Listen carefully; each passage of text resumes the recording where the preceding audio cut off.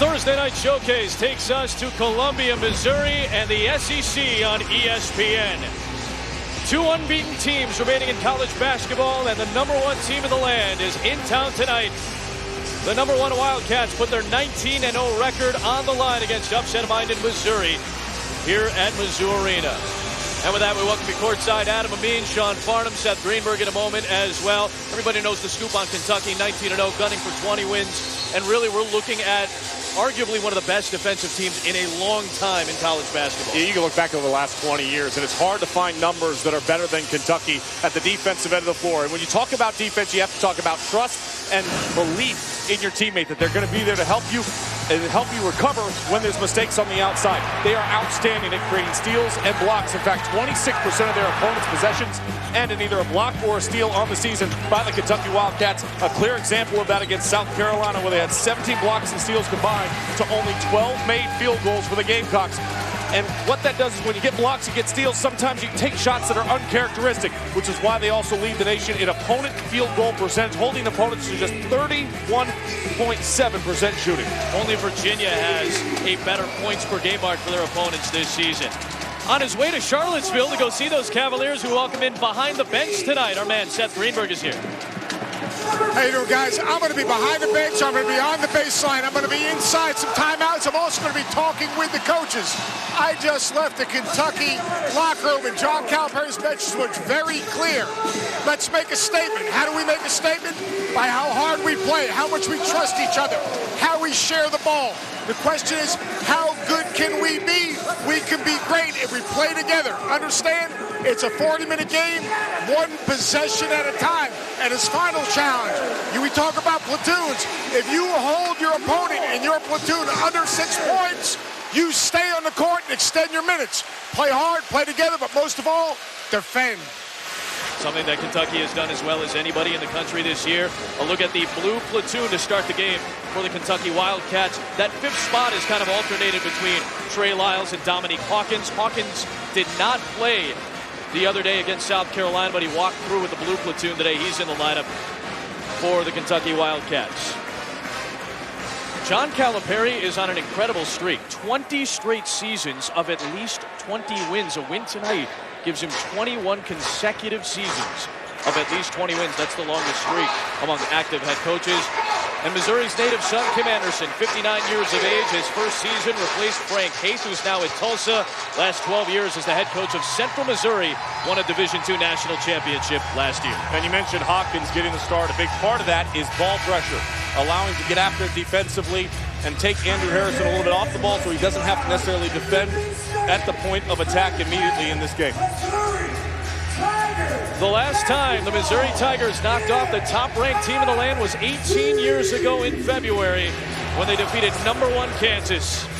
Going to be a nice atmosphere tonight at Mizzou Arena as the Tigers try to snap a 5-game losing streak and try to do it against the #1 team in the nation. That's a tall task. And I think the big thing for Coach Anderson that he pointed out to us today at shoot-around was the need to, A, rebound the basketball. They cannot give up second and third chance opportunities. That's been a problem for Missouri all season long and a strength for Kentucky. And then the other thing they need to do is not turn the ball over in their half-court set. They need to make sure they get a shot attempt up and give themselves a chance. Kim Anderson said they don't have to play a perfect game, but they have to play a near-perfect game tonight to pull off the upset. Wildcats with the ball to start the night. Here is Karl Anthony Towns, and got it stripped away by Naaman Wright. Cauley Stein corrals it. Andrew Harrison, sophomore, running the point. Numbers a little bit down from a year ago. The kick to Hawkins for 3. And Dominique Hawkins just 3 for 12 from three-point range. Breaks the scoring seal. A nice job, though. Good ball reversal action as Harrison took that step towards the paint. Quickly made a quick decision to get the ball in the Hawkins, who was wide open on the outside. Last time these two teams met about 2 weeks ago, a 49-point beatdown in Lexington by the Wildcats. A very rough night for Missouri, part of this 5-game losing streak, but a much different team. They have Monte Gill-Caesar back tonight, and Deuce Bello is available off the bench as well. Two guys that did not play in that meeting 2 weeks ago in Lexington. Shot clock is at 4 for Wes Clark. A step back 3. Rounded out, offensive rebound nearly grabbed by Jonathan Williams, but a foul was called. It's going to be against Missouri. Keanu Post, the 6'11 senior, got called for that foul. That possession, though, if you notice, did the ball ever get inside the three-point line? No. And that's what Kentucky can do to you. And we talk about defense and how they can protect the rim, and all those things are true. But they really force you to play side to side, especially a Missouri team that doesn't have a point guard that really can break you down from the perimeter. You'll see a lot of that tonight. There's Towns. John Calipari wants a little bit more production in the post from Towns and Cauley-Stein. And speaking of which, a steal by Harrison, productive right away. Flips it up and in. Well, that is just a complete mental lapse. You play great defense, you force the missed shot, you grab the rebound. The last thing in the world you can do is just turn the ball over. Who are you passing the ball to? And the indecisiveness is what cost Missouri right there. Naaman Wright, one of a handful of freshmen that plays a lot of minutes for this Mizzou Tiger team.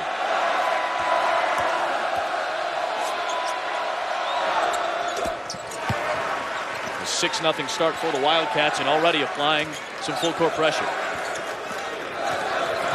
Wes Clark trying to use that speed against Andrew Harrison. Clark had a couple of free throws with 3.3 seconds to go on Saturday against Arkansas. He missed both of them, and it was a 1-point loss to the Razorbacks. Another heartbreaking defeat suffered by these young Tigers.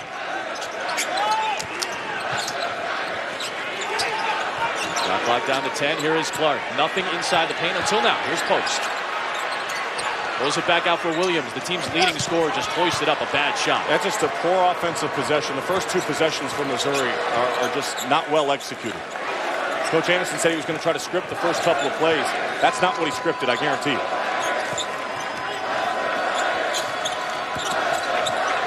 Keith Schamberger is in the game off the bench. He's guarding Andrew Harrison right now.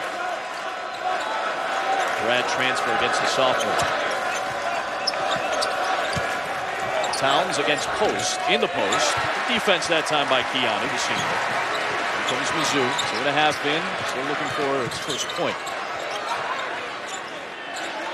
Tigers have never beaten the Wildcats, 0-7 all-time, 0-3 since the Tigers joined the SEC against Kentucky.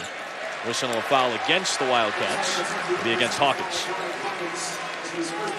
Well, for Missouri, we talk about getting the ball inside the three-point line. They did on the previous possession briefly, trying to get the ball down low to Post.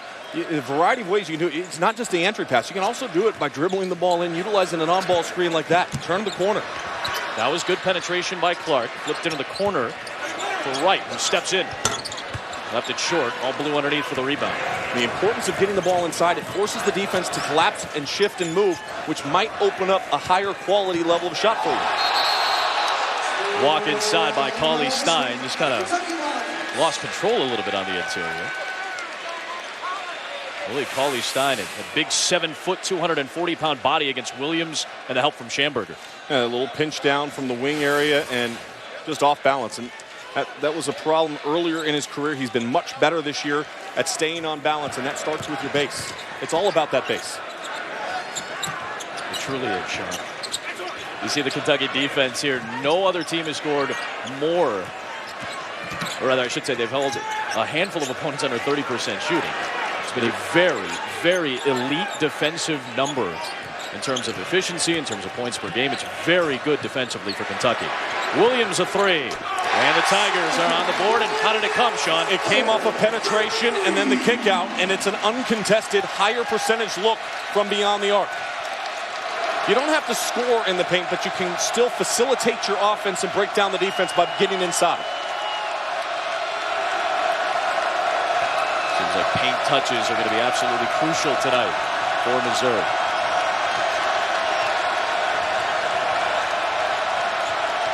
Shot clock all the way down to 7. Now Andrew Harrison with a spread floor went to work, and Schamberger knocked it away. Here comes the former guard of Hawaii and San Jose State. Knocked out of bounds by Andrew Harrison, which will take us to a timeout. We'll hear from Seth Greenberg behind the bench on the other side. He'll talk with Kim Anderson, but the Tigers doing what you said, Sean, getting inside. A little dribble penetration. The defense collapses in. Open shot from the outside. Boy, Missouri needs more of that.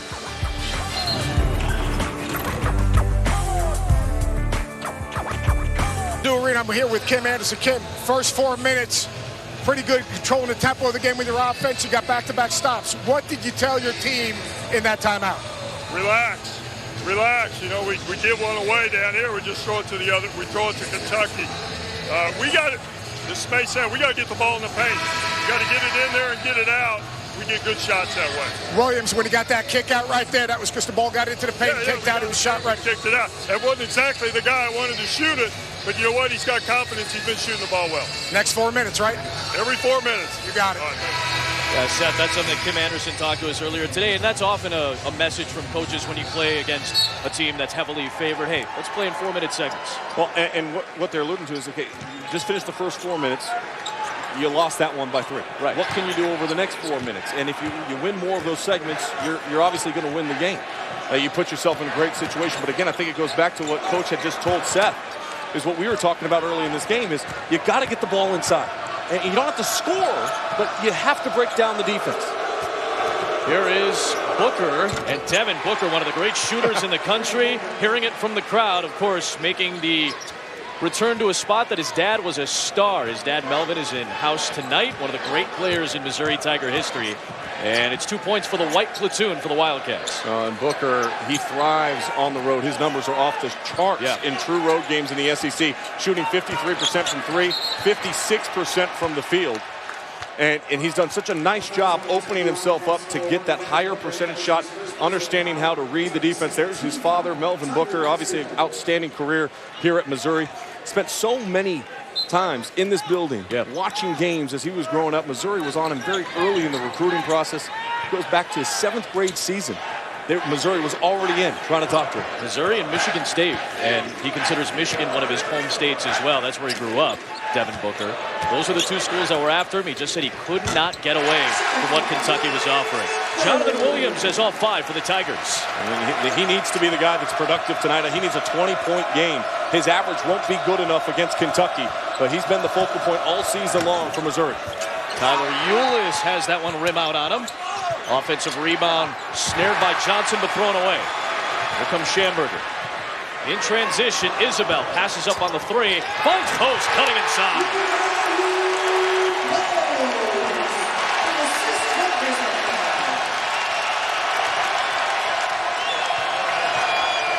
Backdoor Booker, swatted by post.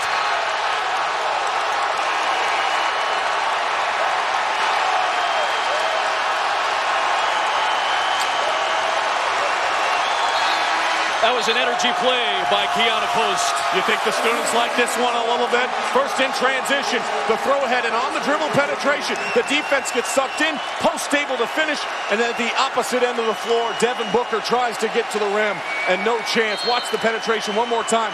Everybody's watching the ball. It allows Post to get in the middle of the paint and score. Crowd booing Booker early every time he touches the basketball. He said he expected it. He knew it was coming. He knew it was coming, and he's okay with it. He has respect for the Missouri fans. Shot clock down to 8.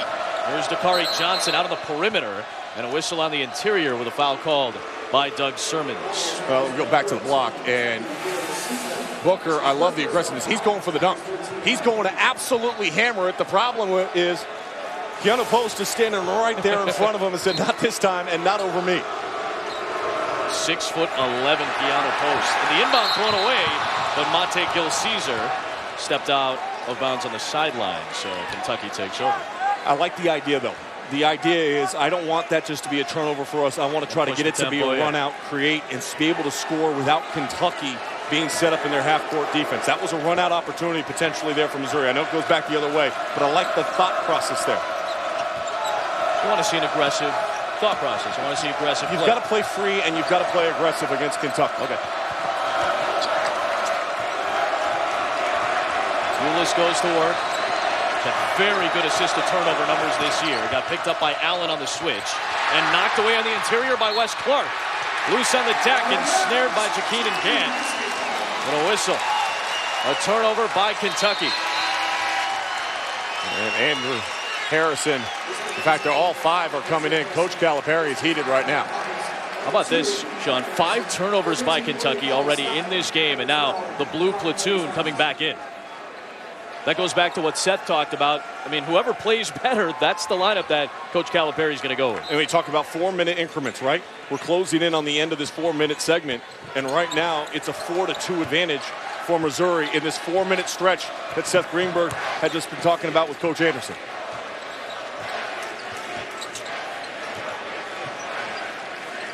Clark, who's been a go-to guy, as much of a go-to guy as Missouri has had over the course of the season for Kim Anderson. Gil Caesar lost it, though. Third turnover by the Tigers.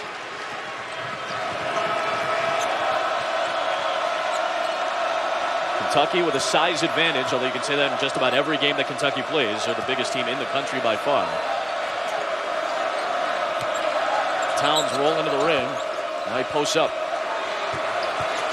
Against that big body of D'Angelo Allen. A lot of contact there, but he's able to take it all the way in. The initial bump, Karl-Anthony Towns initiated the contact and then elevated up and finished. And what did Coach Calipari tell us before the game? He wants Karl-Anthony Towns to really dominate 5 feet in. Start 5 feet in, and then you can start to expand out your game. Dominate the paint. Lack of production from the post. Surprising to say with a team this big. Way off was Jakeenan Gant on the three. 8 minutes in, only a 3-point lead for Kentucky. Go right back to Towns. Bullying his way on the inside. Got the offensive rebound, missed it. And reached over the top and will get called for the foul. We heard from Kim Anderson. We're going to hear from John Calipari. He'll be with Seth Greenberg on the other side. Playing this game in 4-minute increments. Kentucky's got the 3-point lead. 8 minutes in. Welcome back to Mizzou Arena, where the Wildcats lead 10-7. John Calipari yanked that second platoon pretty quickly. Why? Because they weren't playing hard enough. They weren't competing. Their attention to detail was suspect. They weren't strong with the ball. Missouri was pushing them out. He needed to get their attention. Most importantly, right now, they are really trying to punch the ball inside Kentucky. But Karl-Anthony Towns must finish. Defensively, they did a pretty good job of containing the basketball, but they must finish possessions with a rebound. The challenge for Kentucky, most importantly, be the hardest playing team. When Kentucky plays on the road, they're not games, they're events. I'm going to try to grab Coach Cal real quick. Cal. The game's not a game, it's an event when you guys roll into town. You yanked that one group pretty quick. What was your message? Well, again, we're breaking off the things that we do. We're trying to do things ourselves. Inbounds pass, thrown away. For what reason? Well, I thought he was supposed... No. We go to a middle pick and roll. 2 guys stay in the same corner. So we throw it to the wrong guy. Why'd you do that? Because I felt like you're out. Next guy in. We'll be all right. All right, man. Accountability, that's what it's all about right now for Kentucky. You know, and I love what Seth is talking about, getting the ball down low. And part of the finishing ability for Karl-Anthony Towns, though, is he's catching the ball with both feet out of the paint. Missouri has played position defense on the post. Karl-Anthony Towns needs to do his work earlier and at least get 1 foot deep in the paint. He'll finish at a higher percentage at that point in time. Again, a big key for Karl-Anthony Towns moving forward to try to develop a more consistent 5 feet and under game. And trying to play in these 4-minute segments. Missouri only down by 3. Gil Caesar off target on the 3. D'Angelo Allen came flying in, and a good save for the Wildcats by Hawkins. It's the starting 5. The blue platoon is out there for Kentucky. And Towns going to work on the block, Sean. But see, look where it is. He's got 1 foot, and the other one's almost in there. And because he did his work early, there's no other option than to foul. And Allen cannot hold his position underneath with Karl-Anthony Towns. He just physically can outmatch him down low on the block. Maybe a reason why Post is back into the ball game, to at least put some kind of big body down there. Post by far their biggest guy who's playing a lot of minutes. Seth, what do you think? Learned something from the Vanderbilt game. They're playing 3-quarter and behind the post, forcing the Kentucky bigs to score over them. Kentucky bigs have not proven they can score at the rim. They need an angle. They're staying home on the shooters, and they're forcing the bigs to make plays over the top. So far, pretty good game plan. Some problems here, though, for Missouri as Keanu Post, 270 pounds, 6'11", averaging about 17 minutes a game. He gets called for his second personal foul, sending Willie Cauley-Stein to the free throw line. Ryan Rosberg, the junior, is a big guy who plays about 26 minutes a game, but he hasn't played 2 of the last 3 games. Well, and the problem with this game, too, for Ryan is the pace of this game, the athleticism and the ability of the Kentucky interior players to get up and down the floor. Not the best matchup for him. Cauley-Stein misses a pair of free throws, still a 3-point lead. Schamberger, the team leader in assists, second in steals. A lot of experience to this young Missouri lineup added by Schamberger. And Hawkins gets called for his second foul.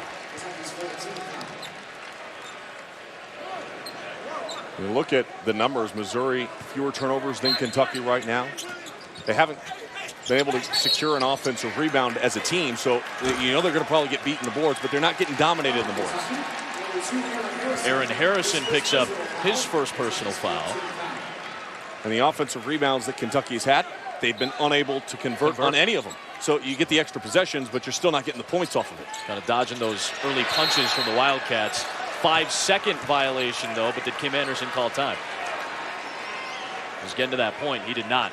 So it is a turnover by Missouri.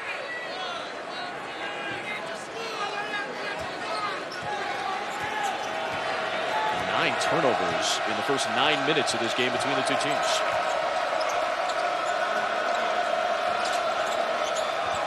Well, back to the post. They leave post in with 2 personal fouls, and Towns able to slip between defenders.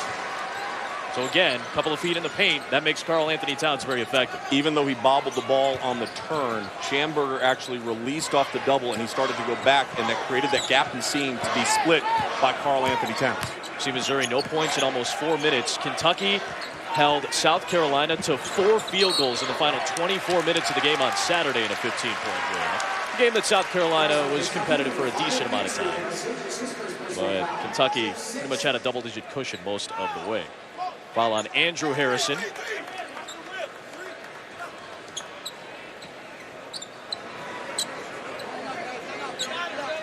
Kim Anderson talking with Doug Sermons. Not sure what he wanted to check on. Ryan Rosberg is now taking off his warm-ups. I think the question was they were making sure about post, and as you mentioned, fouls, right? The second personal foul. They didn't take him out immediately. They were confirming that at the table, and once they confirmed it, then that's when they had to make the substitution. So they left him in with 2 fouls for a minute. Now they bring in Rosberg. Gil Caesar off the inbounds, got closed out by Aaron Harrison. Fouled Clark for 3. That's the second Missouri 3. They went 1 of 18 in the first meeting in Lexington. Wes Clark at times has been the guy that they've had to lean on at most. I mean, Jonathan Williams III, he's been their go-to guy all season long, but Wes Clark has come up in some huge moments like their win here against LSU. Right. He was sensational in the second half of that game. Game that went to overtime, the first SEC game. Deep 3, Aaron Harrison off target.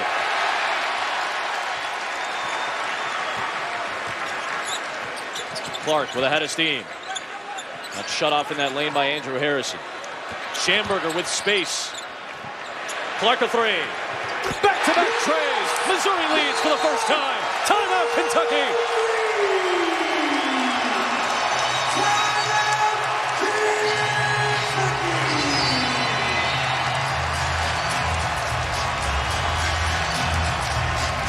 Stayed in games with Kentucky this season when they've been able to make shots, and so far 3 outside shots for the Missouri Tigers already. Well, and you've got to dial them up with confidence, and we saw it on back-to-back possessions. The dribble penetration, the kick out. Clark gets his feet set, gets the ball in a shooting pocket immediately and releases it. A beautiful job as the defense gets sucked in, and then to hit the shot wide open, higher percentage look. Seth, what are you thinking over there?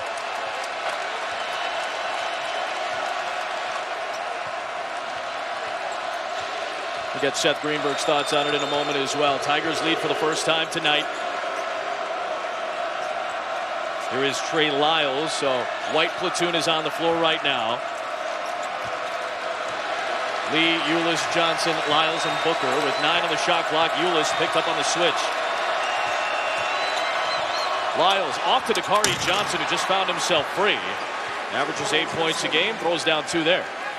Well, just as much as we talk about dribble penetration for Missouri, Kentucky, when they get into the paint, it forces the back line of your defense to have to react. And when they react, they're usually stepping up off their line, and that allows those pocket passes to happen where you can finish at the rim. Kentucky, a pretty good offensive team. Not really a team that turns the ball over a whole lot. Actually, a very low turnover number this year for the Wildcats, and a very good assist to turnover ratio. Marcus Lee gets called for the foul, so already 7 fouls against Kentucky. So 1-1 coming up here for the Tigers. And that's an important number when you think about free throws. And we talked with Coach Anderson about this today at shoot-around. Missouri in conference play is -11 at the foul line. compared to their opponents. You're giving 11 points to your opponent night in and night out in conference play. It really makes it difficult to win games. You at least have to be competitive in getting to the free throw line and balancing out what your opponent's able to get there. 12 of 22 in the last 3 games combined. That's all Missouri has done at the foul stripe. Jonathan Williams already has a half dozen points. Have been struggling as of late. Had a nice game against Arkansas. Double-double the other night. His 4th of the season. And he struggled in the first game against Kentucky. 1 of 13. Only 2 rebounds and 3 points. Off to a good start tonight. Tigers back on top. That's why you erase games like that. You lose by 49. You think the sky is falling mentality. You're going to get another shot. Try to bring your best shot. So far, Missouri, they've done that here in the first half. There's Johnson against Rosberg. And we'll get Ryan Rosberg for a foul. That'll be his first. So we got a pretty good doubleheader coming up this weekend. Decent. Saturday Showcase presented by 5 Hour Energy. 2 top 25 ACC matchups. North Carolina's playing really good basketball. They've won 6 in a row. They beat Louisville the last time they met. Then, of course, taking you up to where game day is. Seth will be there. Duke and Virginia. Virginia, the only other unbeaten team in the country besides Kentucky. How about that game last night, Duke Notre Dame? You look back on that game and you go inside the numbers, and Jahlil Okafor a huge performance, but they just got broken down by the guards and the experience on the outside and the young Duke Blue Devils team. They were competitive throughout. It was different than the Miami game. It was different than the North Carolina State loss. And that contest against Virginia, though, is going to be an absolute barn burner when you talk about the defense that Tony Bennett's team plays. Got into a tough spot that time. Isabel, good save. Yeah, it was a good bounce pass. Wade drew it up, I'm sure. We practiced that one a lot. Schamberger lost it on the drive. It'll be 9 on the shot clock for Missouri on the other side. So, speaking of unbeaten teams, we're going to dive into a very top secret Farnham file on the other side. How to beat Kentucky. Sean thinks he has the combination. 1-point lead over the Missouri Tigers. But you think about Kentucky, undefeated right now. What does it take to beat Kentucky? Let's open up the Farnham file. Break it out. Oh, I love the picture. No, it's a good picture, Sean. I really don't like the picture. But what you need is discipline. You need to play a disciplined game. You can't turn the ball over. You have to stay true to your defensive principles, just like Virginia does. Then you have to have some experience, kind of like Wisconsin. You've been there, done it before, have faced Kentucky, understand you cannot play in fear of your opponent. That's one of the aspects that you desperately need. Then you need to be able to shoot the ball. And the Gonzaga Bulldogs, although they're struggling against Portland right now, they can shoot the ball. Their offensive efficiency amongst the top 3 in the country. And then you need length underneath. And when you talk about length, you talk about the Arizona Wildcats and the length that they have underneath. Those are some of the principles and qualities I think you need to possess in order to knock off Kentucky. Damon Wright, the freshman, had a start against Arkansas the other day. He puts in his first 2 and puts the Tigers back on top. Kentucky dominating the paint in the early going, but they don't have a shot block in this game. They don't have any second chance points, which are 2 staples for a Kentucky lineup, as Tremaine Isabel gets called for the foul. Seth, your thoughts on how to beat Kentucky? I think the key to beating Kentucky is you got to control the tempo and the rhythm of the basketball game. The tempo with your offense, the rhythm with your defense. When you drive the ball, right, you can't drive it to score. You got to drive it to kick it, either shoot it or make the next pass. Like, I believe that you need to make at least 10 threes to beat Kentucky because you're not going to get to the front of the rim. And then finally, you got to rebound the basketball. You got to keep off the offensive glass. And that's why Missouri, instead of 3-quartering, they're playing behind and trying to push them out because it puts them in position to keep a body on Kentucky and keep them off that offensive glass. And Coach Anderson, to further Seth's point, talked about with us is that they don't have one person that can dominate the glass. Right. So it has to be a concerted effort. All 5 guys have to get inside the paint. And they've done a decent job so far in this game. Trey Lyles, part of the white platoon tonight, puts in 2 and puts Kentucky back in front. And by the way, decent might be good enough. I mean, on the glass. You cannot just get slaughtered in the paint. You got to be competitive in the paint against Kentucky. I agree with Seth, though, when you're talking about it. We've touched on it already in this game. You drive to kick. They left Clark wide open. He's already hit 2 threes. Couldn't connect there.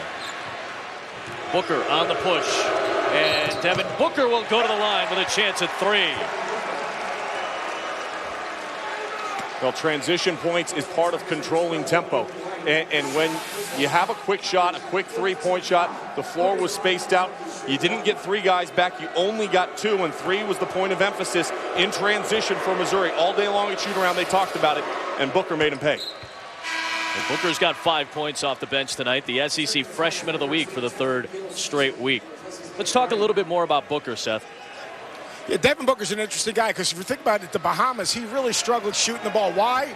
He was a freshman. He didn't know where his shots were coming from. He didn't know how to set up cuts and use screens, and he didn't know how hard you have to run the floor. Now, he knows where his shots are coming from. He sets up his screens by changing direction and pace, and he does a terrific job of running the floor. Seth, he's 22 of his last 33 from That's three-point pretty good, range. huh? That's decent. Not bad, We were huh? talking about decent. That's decent. It's Farnham-type shooting. Rosberg, that's a goaltend as Lee came flying in. So Rosberg, who's got to take the spot of Keanu Post because he's got 2 personal fouls, trying to give him some production offensively. Again, penetration, breaking down the defense. And you do have to be opportunistic. So as much as you drive to kick, if you see the hole, if you see the lane and you think you can finish, you've got to be able to try to do it. Foul on the interior. Gil Caesar was battling down low with Trey Lyles, and he gets called for his 2nd foul. I'll tell you what, Trey Lyles is being awfully physical down there as well. And so if you're going to go one way, you got to look both ways there. Trey Lyles actually twice slapped down on Gil Caesar.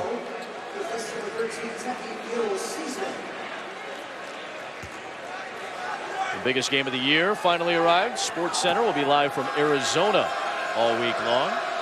Getting set for Super Bowl Sunday in Glendale, Arizona. Lyles at the free throw line, puts in the first. How great have the festivities been down in Arizona?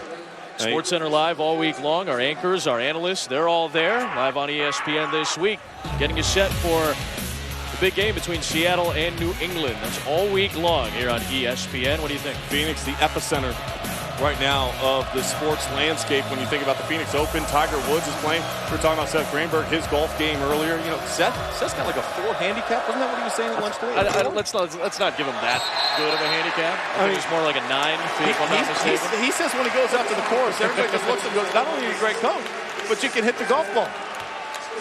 Lee gets called for the foul. That's his 2nd. Farney, my golf game is not even close to being finely tuned, but you know, the other day Tiger made a couple doubles, a couple triples. You know what? I felt like Tiger when he makes those doubles and triples. Yeah, right now the games are comparable. Well, Coach, you know I'm from out in California, and there's a lot of sand out there, and usually when I'm on the course, I keep finding the sand. Oh, how about this? Johnson and Lee were both there to try to pick up a loose ball, and John Calipari is not going to like that. Somebody's got to get the ball off that missed free throw. So Missouri gets a break, and they get the ball back with 6:14 to play. Missouri's been very disciplined in this game so far. They have really done pretty much all they can up to this point in time. Very impressed with their execution of the game plan.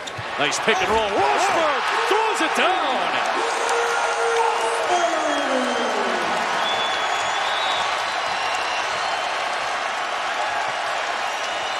Guy who averages 2.5 points a game already has 2 buckets off the bench for Missouri, which is back within 1.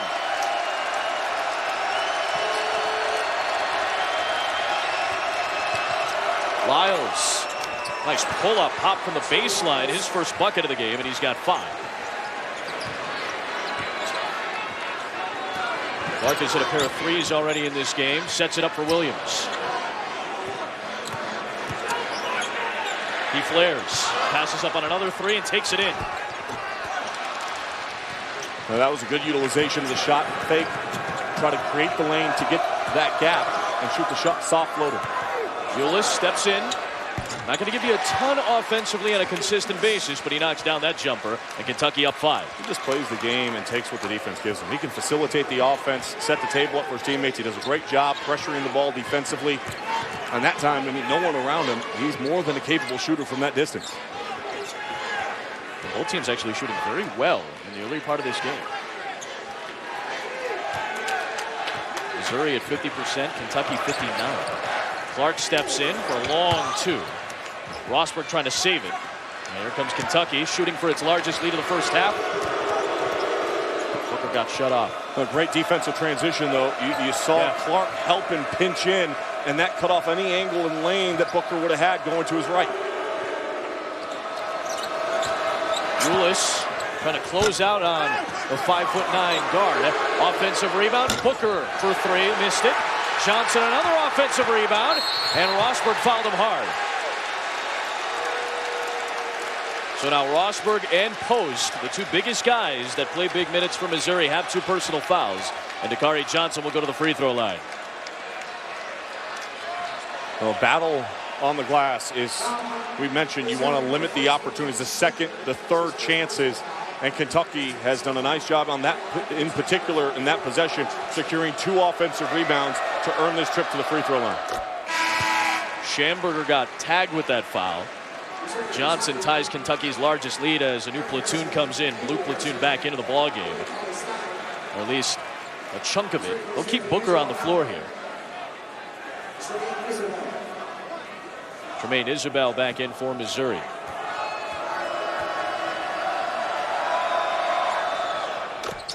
Largest lead of the game for Kentucky here at 7. And Karl-Anthony Towns is trying to come back into the game. Kim Anderson is saying that's far too late of a substitution to allow Towns to come back in. Doug Sermons and Lee Cassell had to talk about it. And they're going to leave Towns in the game, and Kim Anderson did not like that late substitution allowed to Kentucky. And Lee Cassell is telling Kim Anderson he's got to get back into the coach's box. Doug Sermons, Lee Cassell, Darren George are officiating crew for this game tonight. Twofold, the substitution coming late, and one of the things it did was it forced then Missouri to take out the ball with Kentucky pressure well set up into their press instead of scrambling to try to get into position. Side of 4 to play first half. Clark driving off to Allen, got it, blocked by Harrison. Nice job by Andrew Harrison that time, rotating over defensively.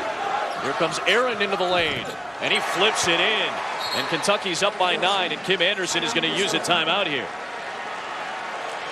A good timeout, an opportunity to kind of calm everybody back down. Missouri has played a pretty well first half, but Kentucky going on a run, an 8-0 run right now for the Wildcats.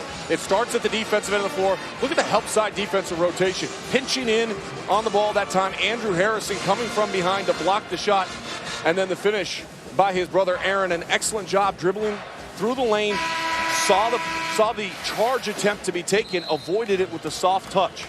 Nice job by both the Harrison brothers that time. Hey, Seth, you're behind the bench. We were talking about the platoon system in blue and white and who's going to mix in and match out. But right now, it's a lot of balance for Kentucky, and that's been the name of the game for them offensively pretty much all year. Yeah, to me, the whole's equal to the sum of its parts with Kentucky, but interesting substitution for John Calipari.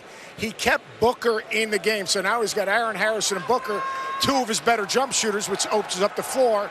Now they should be able to go into Towns, and he should be able to play one-on-one in the block. Key 3 minutes right now for Missouri. They've got to control the tempo of the game with this possession, try to get to the line, try to get something close to the basket or a kick-out 3. But this next 3 minutes is going to be pivotal to make sure this remains a game going into the halftime. Sean, something you told me earlier today was you can't let an 8-0 run turn into a 15-0 run, a 15-3 run, something like that. And Seth, you've been in these moments before as a coach. If you're Coach Anderson, you know what happened the last time these two teams met. How do you keep your team focused and staying true to the principles that they were executing with for a majority of this first half? We got a whole new 4-minute game right now. The one thing you can't do is commit a live ball turnover. They avoid it with Clark. Throwing to the corner, Isabel left it short. Next whistle will be the media timeout at the under 4 mark. And a key 3:10 for Missouri down the stretch as Kentucky a 19-0 mark coming into action tonight. One of 2 unbeaten teams in the nation. Booker got it knocked away. Good defense by Clark.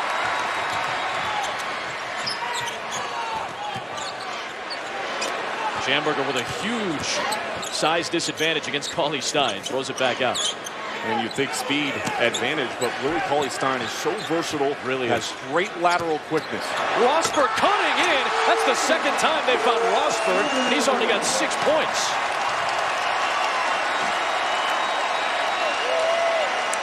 Not noted as a great vertical leaper. Right. That's something Kim Anderson did say he's gotten better at, but it's not going to blow anybody out of the gym by any means. Aaron Harrison, way off target. Here comes Clark. Isabel. Didn't have the numbers, so he slows it up. Clark has hit two. But that one's short. Towns battling on the inside with Gantz. Things getting a little physical down low. And that'll take us to a timeout. 2:11 to play, and Rosberg trying to get Missouri some production off the bench. Rosberg is the one guy with the muscle and the size, and you know what he's got so far tonight? Some aggressiveness to get in the rim. Missouri needs more of it.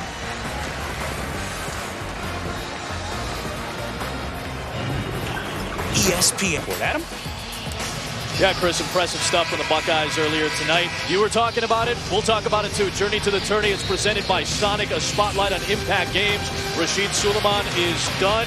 Duke is going on the road to Charlottesville. Seth Greenberg and the game day crew will be there. Virginia, the only team that allows fewer points than Kentucky. Saturday night, 7 Eastern on ESPN.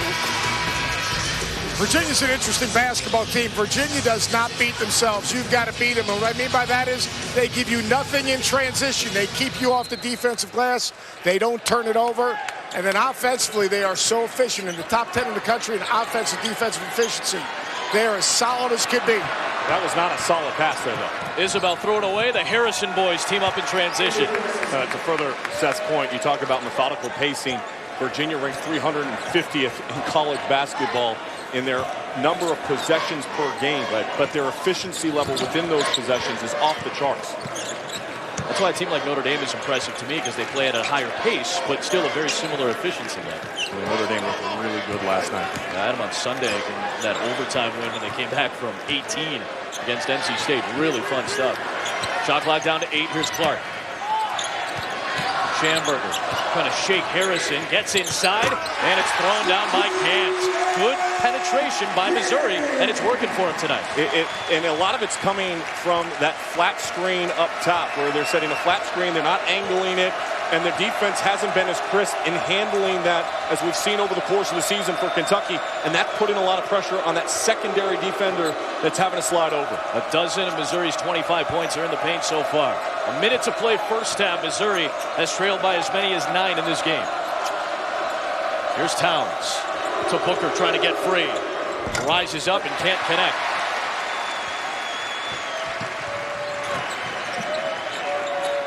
Watch, here comes Rosberg. He's going to set that flat screen. The last couple of possessions, they've elevated him up top.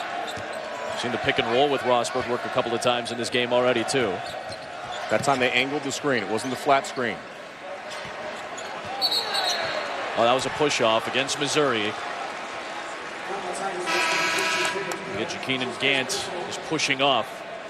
So 30.9, shot clock is off. 7 turnovers apiece in this first half, and the Wildcats can hold for the last shot if they wish. Booker comes off the floor. Equal as far as points off of turnovers so far in this game for both teams. So Missouri, that's probably a small victory for them, considering that they're not losing that battle. Right? It really is. And I think they've seen some things that they've been successful with, and for Kentucky, it's an opportunity to go inside the locker room and say, okay, we've got to be much more efficient at scoring inside the paint. Too many missed opportunities, too many missed shots around the basket. Andrew Harrison with 6. Towns against Rosberg, flipped it up and got the roll to close the first half. Karl Anthony Towns with 6 points in a very balanced Kentucky attack in that opening half, and the Wildcats go to the locker room tying their largest lead at 9. And you see the balanced scoring across the board. That's exactly what you think about when you think about Kentucky basketball. It's the balance they have within each unit. Seth Greenberg's with Coach Calipari. Cal, Willie Cauley-Stein hasn't got a whole lot done yet. You guys are in pretty good shape on the road. What's your assessment in the first half? Well, here's the issue for us right now. Willie Cauley-Stein falls asleep, they get it done. There are 2 other plays where guys stop playing and they make threes. It's like every other team we play. If we stop, they're going to make the shot because it's their one opportunity to get a free look. We need to post it and continue to post. I think Carl doing great work today. This is the best he's played in the post. Ball screen defense. They got loose on a couple of those ball screens. You stepped out. You wanted to string it out, right? Now we're going to string. We were switching, but we weren't getting around in our post. And I'd like to get our 4-man running up there more than our 5. All right, thanks. Well, it was a 49-point loss by Missouri to Kentucky last time they met. Only a 9-point game at the halftime break. Kentucky trying to go to 20-0. Mazda halftime report. Chris Connor, Shane Battier. Take it away, boys. ESPN. Mizzou Arena, the site. #1 Kentucky. 19-0 on the season. They trailed for a very brief moment in that first half, but they lead by 9. Their largest lead of this game so far.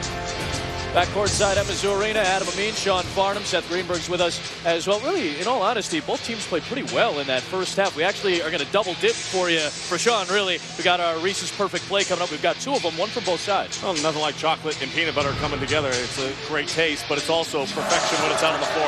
And one of the things Kentucky's been focused on is getting the ball down low in the paint. This was their last possession right before they went to half. And Karl Anthony Towns, an excellent job absorbing contact, able to finish through. And then what has worked well for Missouri is distributing the basketball. The high ball screen action worked late in the half. They had 8 assists on 10 made field goals over the first 20 minutes. Here's what you look at for Kentucky.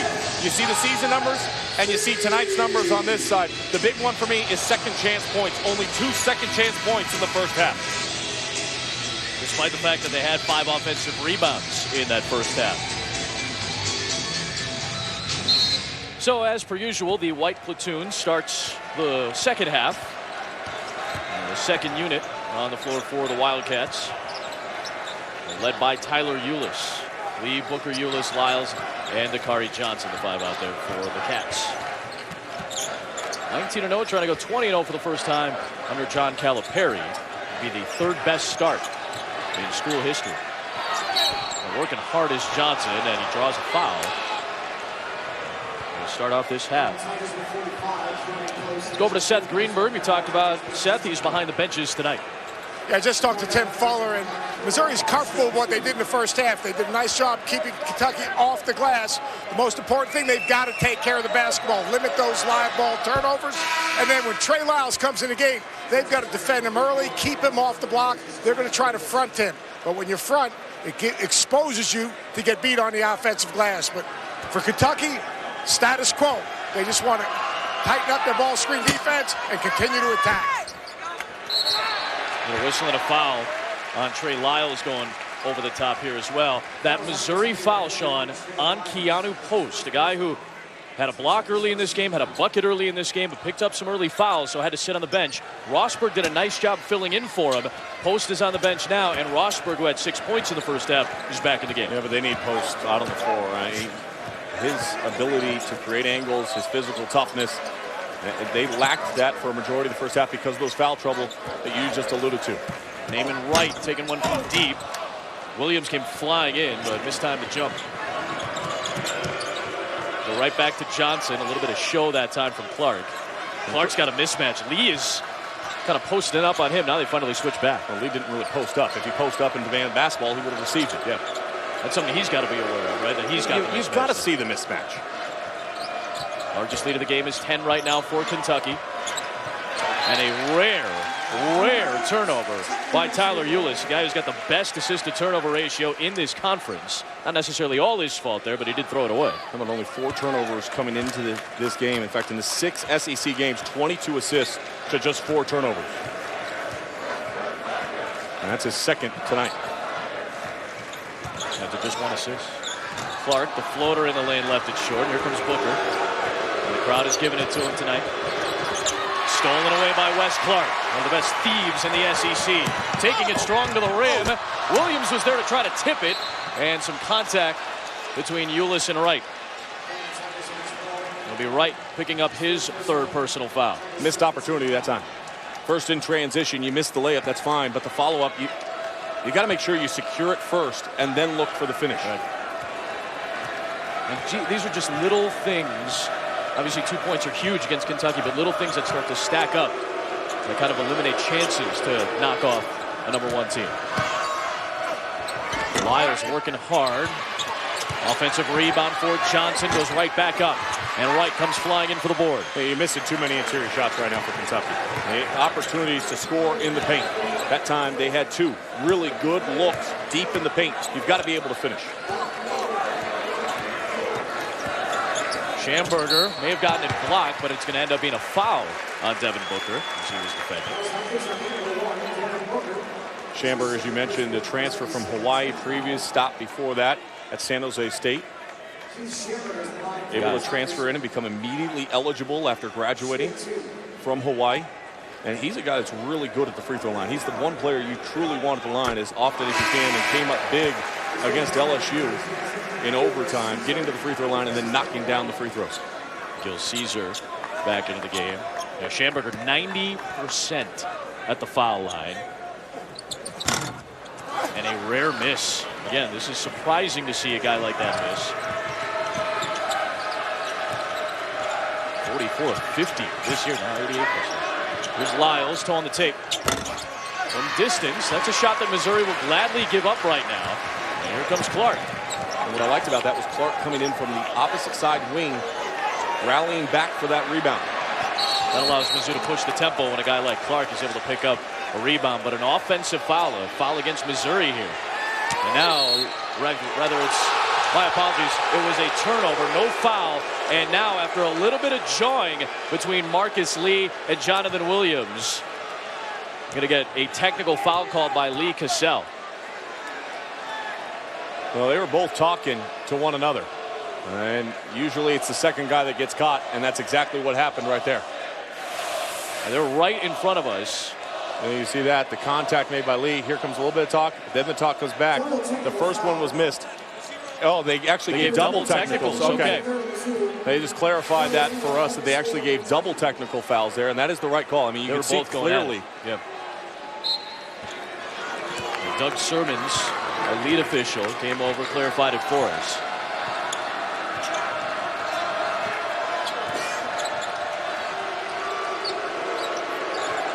Marcus Lee picks up his 3rd foul of the night. Here's Booker off a screen. Great three-point shooter, has not hit one tonight. He's been red hot over the last 9 games, but has been unable to connect with one tonight. Now he guards Clark, and a foul called by Lee Cassell. How often do you see that? A double technical foul called in a game, and then on the next possession, Williams goes to post up. Lee puts a little bit too much into it. Immediately, you're going to get called for the foul. And now Lee's got 4. So Lee's going to come off, as is the white platoon. So they play 3 minutes to start this half. The blue platoon is back into the game with a 9-point lead, the same that it was at halftime.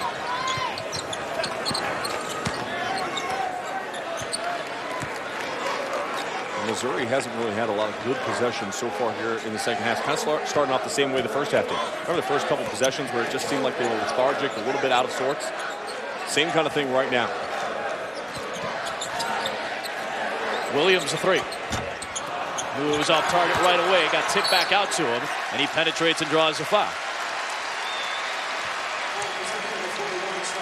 That'll be on Trey Lyles. He picks up his 2nd of the half. Missouri has beaten the #1 team 4 times. Well, and we've touched about free throws. Yeah. That's 5 team fouls already for Kentucky in this half. An offensive foul called here, though, on Gil Caesar. That's his 3rd. So you're right, Sean. So you're sitting at 5 team fouls with 16:37 to play. So what do you want to see if you're Missouri? I'll continue to attack and try to get the body, but let's just point out the fact that there were 3 separate fouls called on one trip down the floor without the ball crossing back to over the half-court line. And here's another one. This is a pretty herky-jerky start to the second half, I would think. That might be an understatement. There's going to be no flow to the game if every single time up and down the floor there's going to be multiple fouls called. So now Gil Caesar is basically out of this game with 4 fouls at the 16:29 mark. A guy who didn't play against Kentucky the first time. And looking by his stat line, he hasn't really played all that well tonight. It hasn't been much there, so you're taking out production right now. Mizzou zone. Tim Anderson said he'd mix in some zone tonight. He would need to, and he is mixing it in right now. Make sure you have awareness on the back line there. Willie Cauley-Stein was open for a minute for the lob. And he got it stripped away. Knocked away by Schamberger. Clark reversed it up and was a little bit too strong. Williams is there. Remember, a couple possessions ago, he missed the tip in. That time, he corralled the rebound, was on balance, and then went up and finished. He's leading the way for Mizzou, which is back within 7. Another foul underneath as Lyles was banging away with Wright. A 35-28 Kentucky lead. Timeout on the floor. Been a bit of a herky-jerky start to this second half. Number 1 still in control.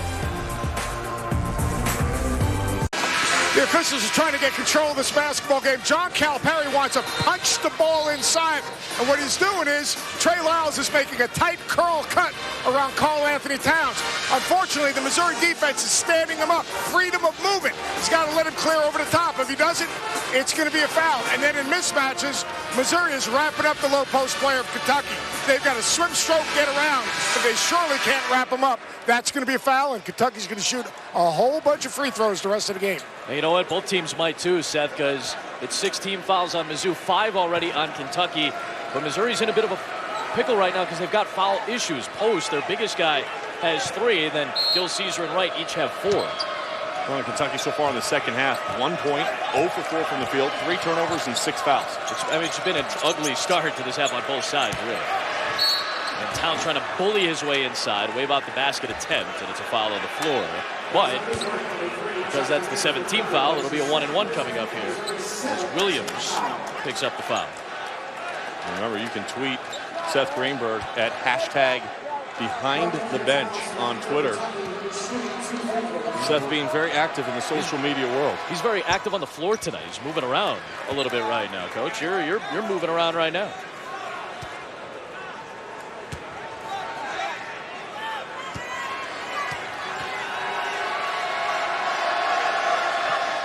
The big problem for Missouri right now, guys, is that if they can't establish their post defense early, they're not big enough, strong enough to fight and get around that post. You got to do your work early. If you don't do your work early, Kentucky is going to back you down, and then suddenly it becomes a wrestling match, and Missouri is going to commit a foul.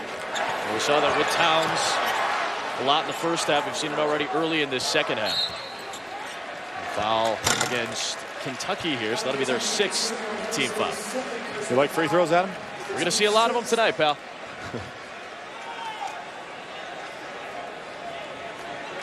I think if you're Missouri, you continue to try to get that screen action going that worked well in the first half. Now remember, Coach Cal told Seth they were changing up the way they were defending the on-ball screen action up top, and that time a great execution on the out-of-bounds underneath. Staggered double gets Wes Clark open. He's got 8 points.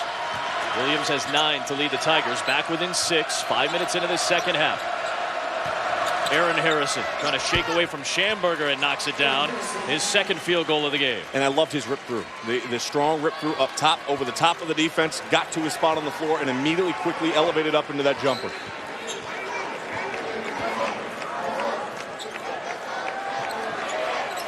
Williams trying to clear a little bit of space with Cauley-Stein defending him.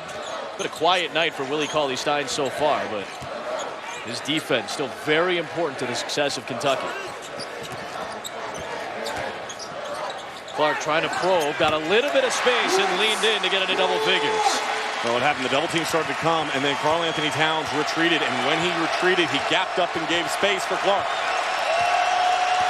Back within 6. Andrew Harrison, very smooth. Both he and Aaron, their last couple of buckets have been nice looking. Back up to 8 is the lead for Kentucky. Just simple basketball. Yeah. You know, sometimes you can overthink it. You try to overcreate. That time, Andrew Harrison, an excellent job, just like his brother did on the previous possession. Getting to the spot, elevating up with some soft touch. Mizzou really looking like they're spreading the floor here. And that goes back to not having that pure post presence. It's not just at the defensive end where they got to do the work early. Offensively, they cannot play with their back to the basket against the Wildcats. Pitch out for Williams. Fires a 3. Ooh. And maybe that bobble a little bit at the top. Not a clean catch. And that maybe threw off the rhythm for Williams a little bit. Okay, you can go with that. or just not a good shot, It's just a bad shot. I mean, that's just a bad shot. You got to have your feet set. You had plenty of time. Even if you bobble it, settle yourself down and get a good, clean look and put it on the iron. Does Kentucky's defense force you to play a little bit faster than you For sure it does. And that's why the shooting percentage defense is the best in the country, right, at just under 32%. Foul called, and Harrison will head to the free throw line. They'll get Tremaine Isabel for that whistle. And again, you probably wanted to go to the rim on that one and get 2. Instead, it was a dump off, and now it's a 1-on-1.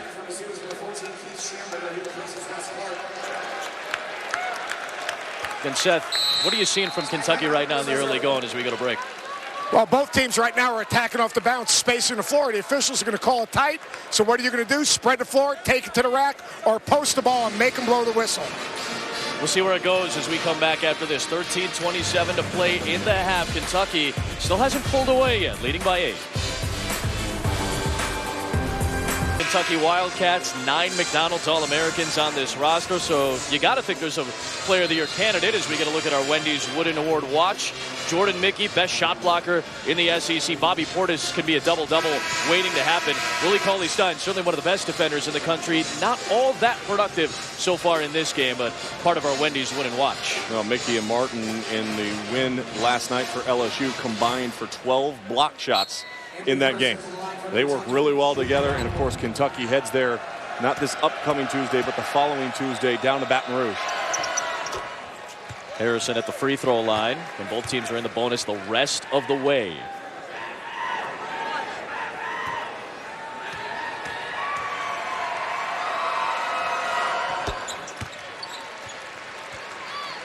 Seth Greenberg again, you can tweet at him, hashtag behind the bench. Let's talk about Kentucky's height a little bit, Coach. It's not just their height, it's their length. As you can see this vantage point from behind me, this is Kentucky defense. They're long, they're agile, they're active, they're alert, and they put you in some uncomfortable positions. The interesting thing right now is if you line up the Kentucky players fingertip to fingertip, they can go from one baseline almost to the front of the other rim. They're not just big, they're long. They're not just long, they're active. They're not just active, but they're quick, and they cover. The great thing about this Kentucky defense, they do a good job of angling the driver off and then protecting in the front of the rim. In essence, they make you a jump shooting team. Coach, you're not just behind the bench, you're actually behind the basket now. I am behind the basket. I don't know what hashtag you want us to use, Coach. I'll tell you, I'm behind the basket. We've got, I don't know, Spider-Man. I don't know who we have right here. We got some Tigers. We got the real Tiger right here.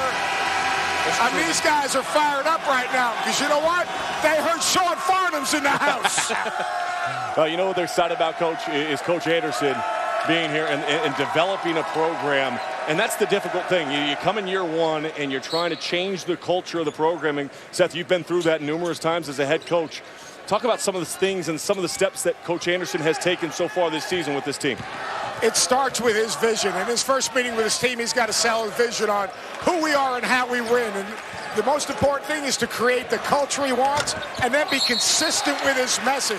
So each and every day, winning or losing, it really doesn't mean anything. Right now, it's all about the foundation, who we are, how we win, because these young players, these 5 freshmen, they're going to be the future. And as opposed to maybe in the past where they had a number of different transfers, Kim Anderson's a product of Norm Stewart. You see Norm Stewart's name on this court. He's all about being physical, being tough, drawing a line in the sand each and every play, and recruiting from within. Kim Anderson, think about this, Sean. National Coach of the Year at Division II. Won a national championship at Division II. Was Big 8 Player of the Year, and he's won over 74% of his games. He knows something about winning. He has a great vision for what he wants to do with this program. It's just going to take time. It's not going to happen overnight. And he also knows the culture and the support and the fan base and the passionate basketball fan base that Missouri brings, Adam. He's a guy that is a native son. He spent just about his entire life outside of a small stretch with Baylor when he was an assistant coach. He's pretty much spent his entire life in the state of Missouri. He's been with Missouri as an assistant in years past. He was an assistant the last time Missouri knocked off the #1 team in the country. That was back in 1997. And Missouri beat Kansas when they were at the top of the charts. Well, you saw the numbers there. And Andrew Harrison, a very efficient basketball game. 3 of 3 from the floor, 5 of 5 from the free throw line. He's done an outstanding job picking and choosing his moments tonight. It's the largest lead for Kentucky at a dozen. And Andrew has been struggling in SEC play, shooting just 24% in the 6 SEC games. Tonight, you're starting to see that rhythm come back to his game. Foul trouble mounting up for the Missouri Tigers as well. Here is Clark, and it's Towns for the rebound. You get the sense that this is a crucial stretch for Missouri. Getting into a bit of a drought situation right now, and Kentucky can pad the lead pretty quickly. Andrew Harrison trying to take over, and a whistle and a foul. And that is a smart drive by Andrew Harrison. Understanding how the game has been called here in the second half. You drive the lane, there's contact, you're getting a trip to the free throw line right now. And that foul on Schamberger, so that sends Andrew Harrison, the only Kentucky player in double figures, to the free throw line. And this is something Kentucky has done a lot of as of late. Get to the foul stripe. 30 free throw attempts per game in SEC play. And still a pretty decent number, 25 attempts a game over the course of the full season in 19 games. Well, the point differential at the free throw line in this game. And to me, that was one of the things we mentioned, how Missouri is minus 11 so far in SEC play every single game. And right now, already in this game, they're minus 11. And 14 makes, 3 makes for Missouri.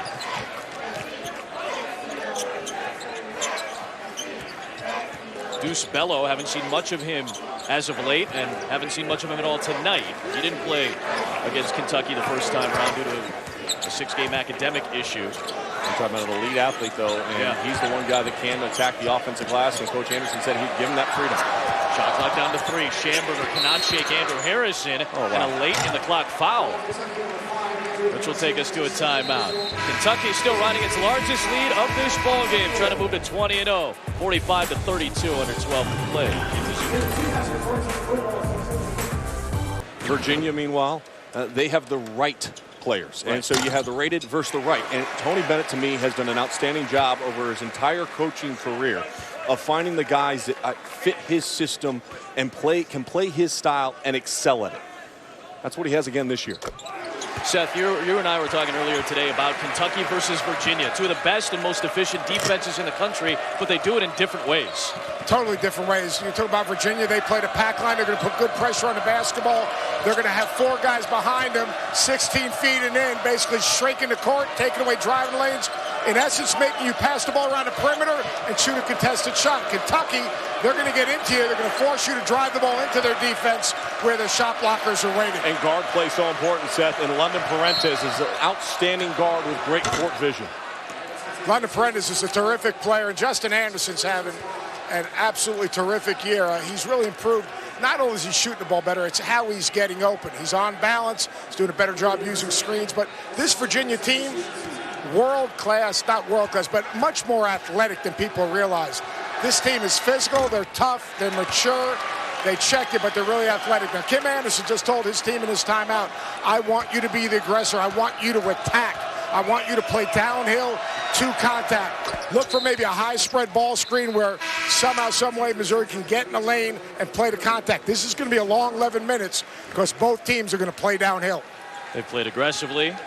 A lot of contact, a lot of fouls, a lot of free throws already and on the way. Pressure from Kentucky, and as Seth mentioned, a crucial stretch right now for Missouri just to try to stay in this game. Lost 5 straight games in the SEC after a win against LSU, including that loss to Kentucky 2 weeks ago by 49. Williams working against Cauley Stein. The left-handed hook wouldn't fall. And that wasn't downhill. That was east-west. There's Booker flying to the rim. That was downhill. That was very much downhill. Andrew Harrison nearly stole the ball. Diving to the sideline to try to save it was Clark. And Kentucky will take over. So off the miss, Kentucky, how they can get out in transition. A beautiful throw-ahead pass. And the timing of that pass is important. Sometimes the ball can get stuck in the guard's hands a little bit too long, and then that allows the defense to create the angle to cut that drive off. That time, Harrison throws it ahead, and Booker was able to finish. Kind of felt like it was all the way in stride for Booker. So that's 7 points tonight. A place where he watched a lot of basketball. I watched his dad play a lot here. Johnson missed it. Cauley Stein with the follow missed it as well. Still trying to get on the board. Willie Cauley Stein has not scored tonight. And now Ryan Rosberg picks up his 3rd foul. Post already has 4 in this game. Well, and Ryan Rosberg got caught watching. I mean, you've got to put a body on the weak side. And you know, from day one, when you start talking about basketball and where the rebounds go, you know, people talk about 3/4 of the time the ball's going to go on the opposite side of where it was shot from. Rosberg was standing watching, and Willie Cauley Stein able to get around him, but he's got to be able to complete one of these free throws. It has not been a great scoring affair for Willie Cauley Stein.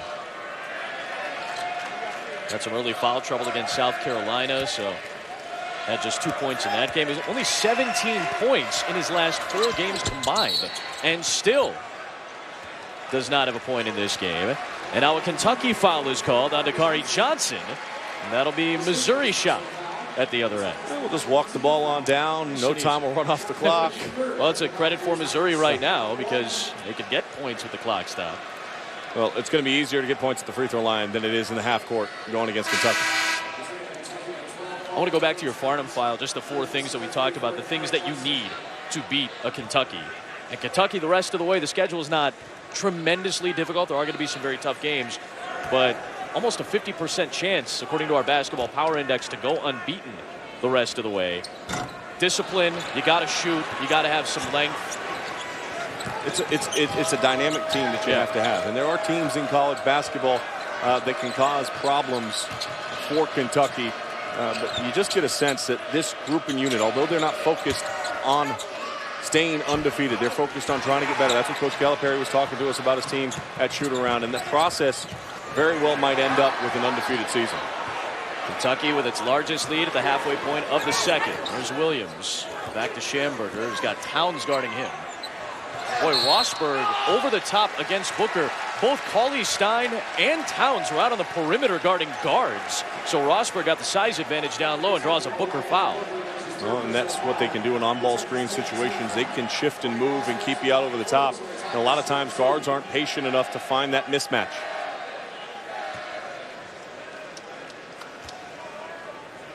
Rosberg had 6 points in the first half. Guy didn't even play 2 of the last 3 games. And here's the contact back underneath. You see the beautiful touch pass over the top, and Booker just backs right into him as the ball is in the air.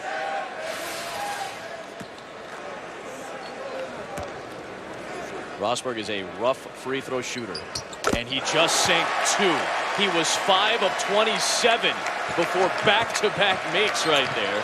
Cut the lead down to 12. With 10 to play.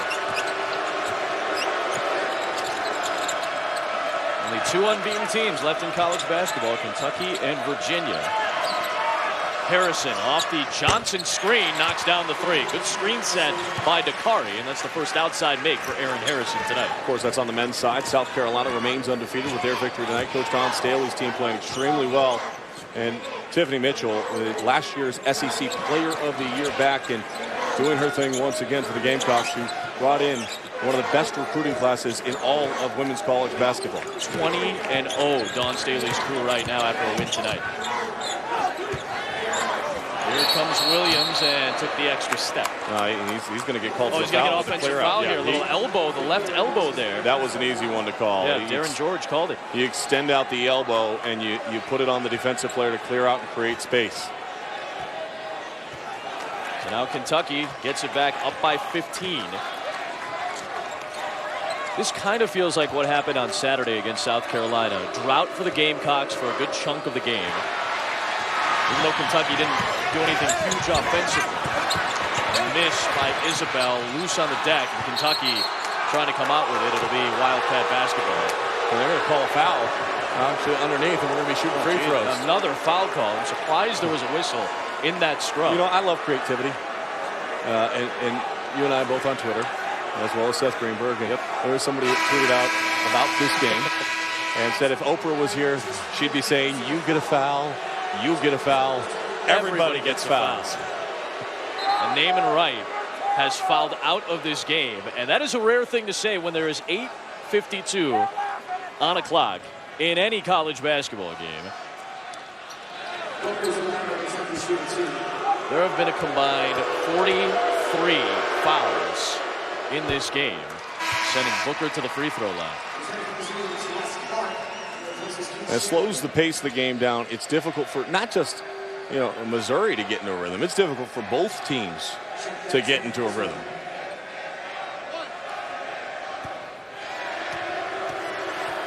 Booker at the free throw stripe. He's had a nice night tonight. He's got 9. And Kentucky showing off its depth a little bit more right now, Seth, as they'll go back to the bench and bring in a couple of guys. Yeah, what makes this team so different is not only their depth, but their versatility. They have two different personalities. When Talayulis is in the game, they extend their defense. They put better pressure on the basketball. They're up in passing lanes. When the Twins are at the guard spot defensively, they're kind of more shrinking the court, playing heels to the three-point line. But this is a team that can survive foul trouble. This is a team that can survive an injury and play through their mistakes because they can run at so many different guys at you that they come at you in waves. Dakari Johnson finishes at the rim on the feed from Harrison. It all started at the other end with a Ulis knockaway. And Kentucky starting to balloon this lead out a little bit more with 8.5 to play. Yeah, you see the creation off the defensive end. We mentioned before the game started, right off the top, the ability to create offense off of steals and a nice job in transition, being able to finish. 12% of the opponent's possessions this year against Kentucky have resulted in that. A steal that leads to an offensive run out. Dakari Johnson finishes the three-point play. Teki Gil-Caesar is out. Naaman Wright is out. Two guys have fouled out of a game. We have not hit the 8-minute mark of the second half yet. 20-point lead, largest of the game for Kentucky.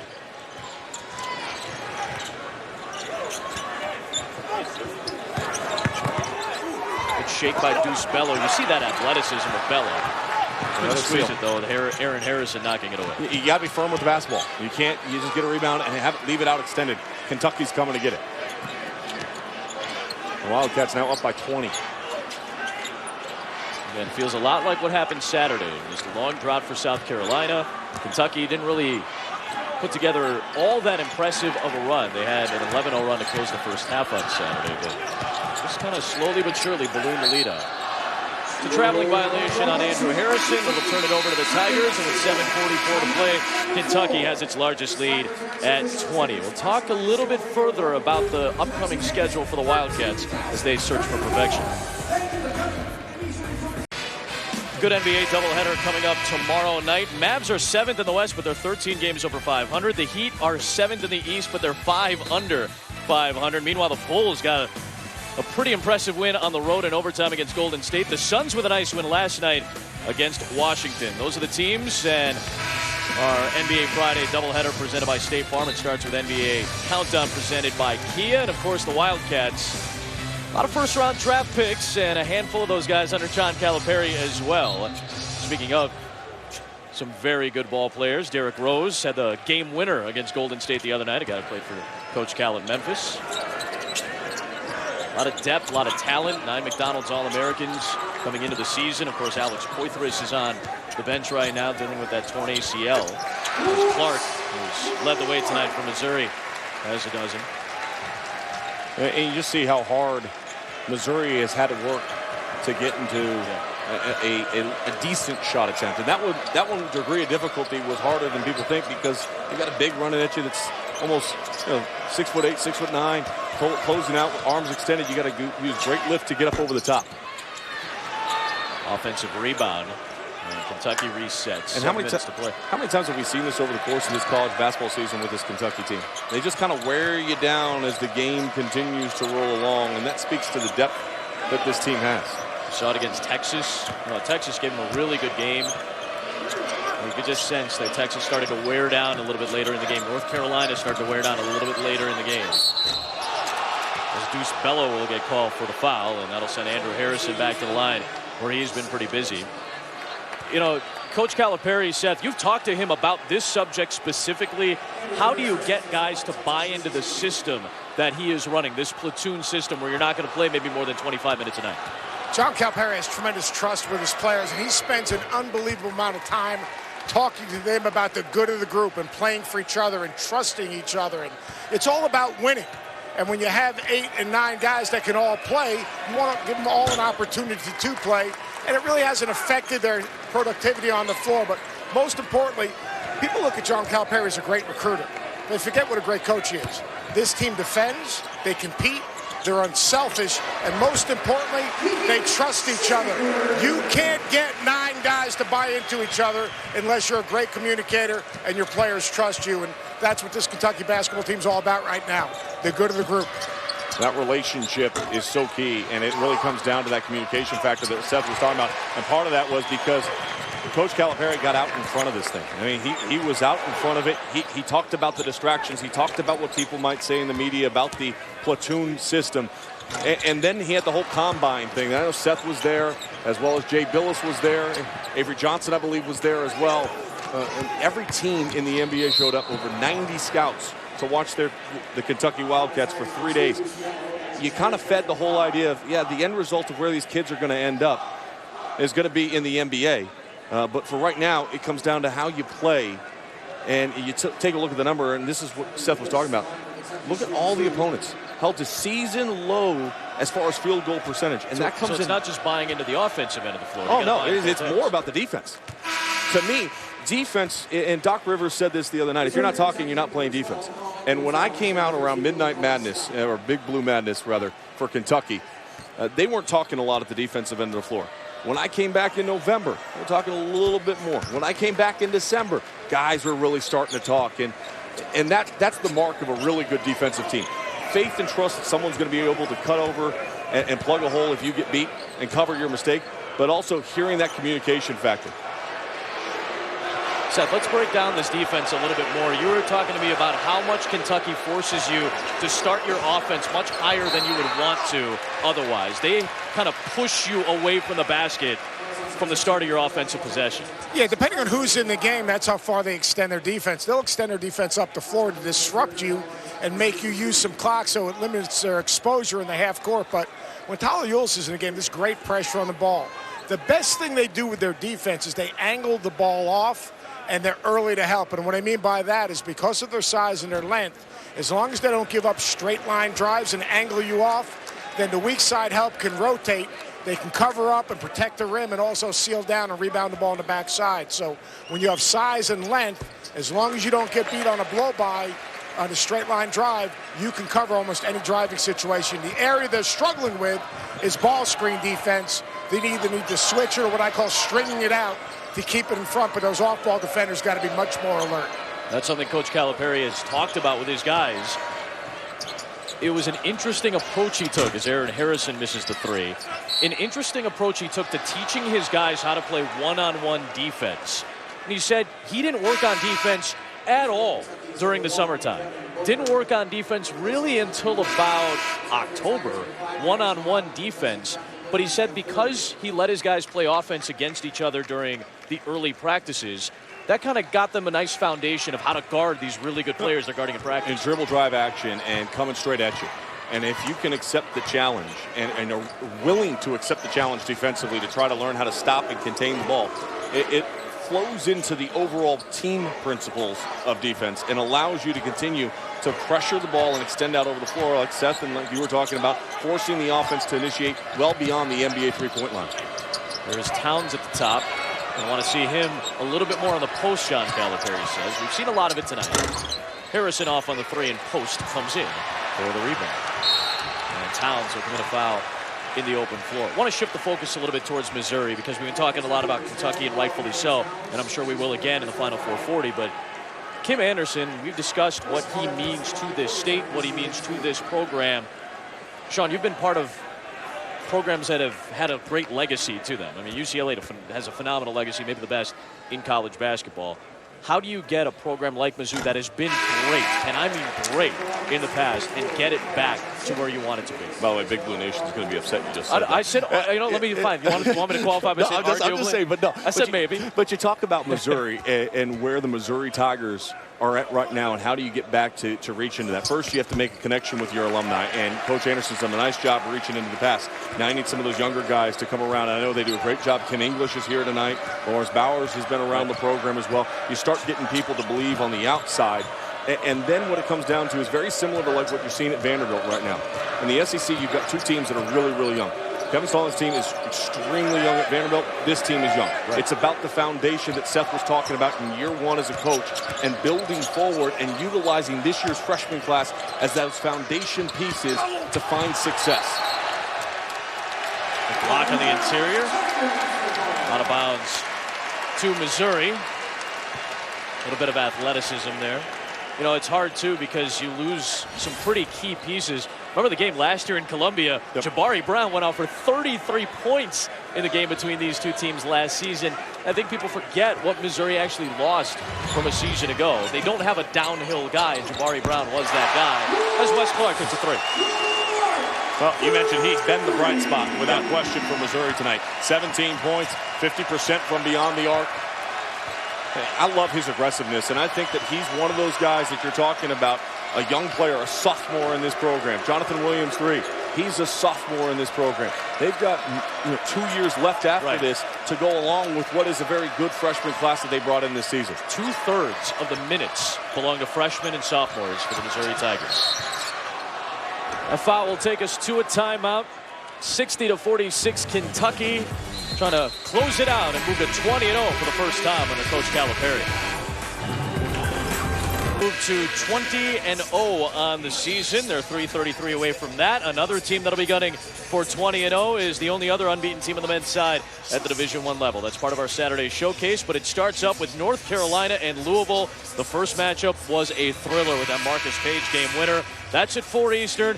Game day, Seth Greenberg and the gang will be there in Charlottesville right before Duke and Virginia square off in a top 5 matchup as Virginia tries to pick up that 20th win as well. And I'll tell you what, you look at that North Carolina-Louisville game, I think offensive rebound going to be key there. North Carolina second best in the nation on the offensive glass, and did an outstanding job with 17 second chance points in their last outing. Of the last 7 teams to start a season 20-0, none have made the Final Four. And I'm sure you're curious as to what those teams are. And Sean Farnham and the rest of our research staff and a bunch of us just yelling out random teams over the course of our pregame today came up with the 17. Well, of course, last year 3 of them, Arizona, Wichita State, Syracuse, and you had the year where Murray State went undefeated. Syracuse was also in the mix there of going past 20-0. Ohio State and San Diego State. That San Diego State team, by the way, that jump-started their season with Kawhi Leonard by winning at Gonzaga. Turned over by Clark. Or an outlet pass, either way. Aaron Harrison flipped it up and will go to the free throw line. And they play the passing lane so well. And Aaron Harrison anticipated that, stepped right in front, and literally it acted and served as an outlet pass. And it's not just length on the interior with that great shot blocking ability, it's length on the perimeter. It looks, when you watch it again, you just see it looks like it's legitimately an outlet pass. And that's the ability of the collapsing defense, the length and how it can disrupt, and then being aggressive and anticipating coming from the help side position. Schamberger has to head to the bench and get treated a little bit. We've had 50 fouls officially in this ball game. So we're talking a little bit about Kentucky, what's coming up. Remaining schedule is the 53rd toughest in the country, so it's not the most difficult schedule going out the rest of the way, but there are certainly some difficult games that will be coming up. And it's not going to be an easy one coming up this weekend. They have to take on an Alabama team that just feels like they grind on you over the course of a game. And you saw them the other night. They played in a rock fight style game against Florida. And had it not been for Dorian Finney-Smith's heroics late, it might have been an overtime game, might have been an Alabama win. Well, Alabama has suffered a lot of close losses in conference play so far. But remember, Alabama, they got thumped by Kentucky at home. And we're going to have another steal and another opportunity for a run out here. Cauley-Stein has not scored tonight until now. That's the first points for Willie Cauley-Stein. It took 37 minutes to get there. But I think schedule-wise, when you think about Kentucky, you think about the Georgia game next Tuesday at home, then at Florida. Game day is going to be there. And at LSU on that Tuesday night. That could be a very difficult game based on the fact that LSU has some perimeter players that can shoot the ball. Hornsby and Quarterman have been able to hit shots from the outside, and then they have length underneath. They don't have the same kind of length, but Martin and Mickey are a great tandem and duo inside SEC. We got a game against Arkansas late in February as well. That's going to be a big game as we get closer towards March. They don't have to go back to Bud Walton, though. That's true. They'll be hosting. And you see, look, again, help side defensive rotation this time. It's Andrew Harrison, touch pass over the top, and Willie Cauley-Stein, who had yet to score, finally gets one in. But you just see the defense. And to me, when I watch Kentucky, and Seth, I know, we see this team so frequently. Their ability to play together in those moments and anticipate, it's not just about the length, it's understanding floor spacing and making aggressive reads to go get the basketball. It's really all about being in the right place. Defense is all about having pressure on the ball because pressure buys time, but off the basketball, you've got to be what I call active alert, and you've got to anticipate the next play. If you're not in the stance, you can't anticipate the next play. You've got to move on the air time of the pass, and you've got to be in the stance. And watch this Kentucky team right now. 5 guys in the stance, 5 guys locked in. They're alert, and their length covers so many mistakes up. But right here, that's good help right there. You can't get to the rim against them. Although Lee should have just stepped over there and taken a charge right there. But their ability to cover for each other is as good as I've ever seen. Karl Anthony Towns is fouled out of this game with 2:09 to play. Very productive first half with 6 points. Got on the block a little bit. We'll see how his game develops as the rest of the season goes on. Hasn't been as productive as of late. I was surprised when Coach Calipari told us earlier today, hey, I need more production for the post. And that's an interesting thing considering the guys that they have on the interior, like a Johnson and Cauley Stein and Towns. You just think that night in and night out, these guys are putting up huge numbers offensively, and they're not. Defensively, they're great. But offensively, I think a lot of people might call this team good, not great offensively just yet. Kentucky. Well, it's still a process for this team, and it's a process for them to maximize their potential. Improvement individually will equal improvement for the team, and that's one of the things that they've been stressing at practice at Kentucky. And Coach Calipari at the beginning of the season, at his press conference, talked about the fact that he knows how the team will play during the regular season, but he also knows that when you get into NCAA tournament, you get to Elite Eights, Final Fours, and potentially a national championship game, the game slows down and it becomes more of a half-court style of play. You're very rarely going to be able to get out and have those key transition numbers like you see on the screen right now of 25 points. Those numbers start to shrink when you get deeper and deeper in the NCAA tournament.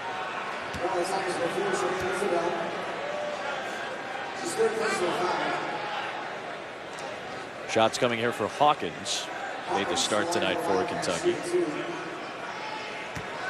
Coming up next, Sports Center, all the news of the day. Very impressive performance earlier tonight in our showcase with D'Angelo Russell and the Ohio State Buckeyes. I don't want to call it an upset. I know they were unranked and they beat a 16th ranked Maryland team, but it doesn't feel like an upset. Much like Notre Dame beating Duke last night didn't feel like an upset. Ohio State playing very well. We'll see North Carolina on our air Saturday. They're playing very well. As good as just about anybody in the ACC right now. They've won 6 in a row. And of course, Kansas State, another game. And you look at Kansas, they escaped last night, and you see that game at 2 Eastern in the center of your screen, Wisconsin, Iowa as well. But Kansas escaped last night against TCU. And the thing about it is they held TCU to just 31% shooting, but they gave up 26 offensive rebounds. Kansas can ill afford to have that happen, and the big question mark for Bruce Weber's team is Nino Williams. Will he be able to go? He was limited to just 8 minutes against West Virginia. And Fran Fraschilla, he can't get enough hoops. He's here tonight watching this one before he gets ready to do that one on Saturday. Fran is here. Maybe under the assumption that Missouri hadn't left the Big 12 just yet. But no, Franny's here. Good to see him before the game. Good to see Kim English stop over before the game. Good to see John Sunvold, former Missouri Tiger, part of our SEC Network crew, stop by as well. I thought we were going to do Seth behind the bench and Fran with the fans. Fran with the fans and Seth behind the bench. That's a great hashtag. Let's think about this, okay? Fran with the fans. We can work that out, I'm pretty sure. Very well played game, really, for Kentucky. And, you know, you give Missouri credit for executing early. The second half was not a thing of beauty because of the number of fouls. But Kentucky just stayed with the process, and the process is going to result in somewhere around a 20-point victory on the road. And their 20th win in 20 games to start this season. It'll be the 3rd best start in the history of Kentucky basketball. Wes Clark's been a nice bright spot tonight. And what was it, 49 years since the last time an SEC team? 49 years since the last SEC team to start a season 20-0, and it was the Kentucky Wildcats. 1965-66. Wildcats went 23-0 eventually. That was the 2nd best start in Kentucky history. The best start in Wildcat history was 1953-54 when they went 25-0. So in 112 years, only 3 times as a Kentucky team went 20-0. Gant running the floor, draws the foul, and go to the line. And just sloppy possessions, back-to-back possessions, careless passing in the final minute of this game. Missouri will drop its 6th consecutive game all in SEC play. They'll have Ole Miss coming up on Saturday. We'll have SportsCenter coming up next here on ESPN. 3.5 difference, shot clock and game clock. Final thoughts from Seth Greenberg as he's on the sideline. What'd you think, pal? I thought Kentucky did what they had to do. The one thing about when you're a team like Kentucky, you can't play your very best each and every night. You've got to pick what I call red letter games. Sometimes you got to go out there, take care of business, defend, take care of the basketball, and find a way to win on the road. And they make it look pretty easy. It is hard to win on the road. And for Kim Anderson, he's got to be happy with his Missouri team. They competed, they played hard. He's going to recruit well. This program is going to improve under his direction.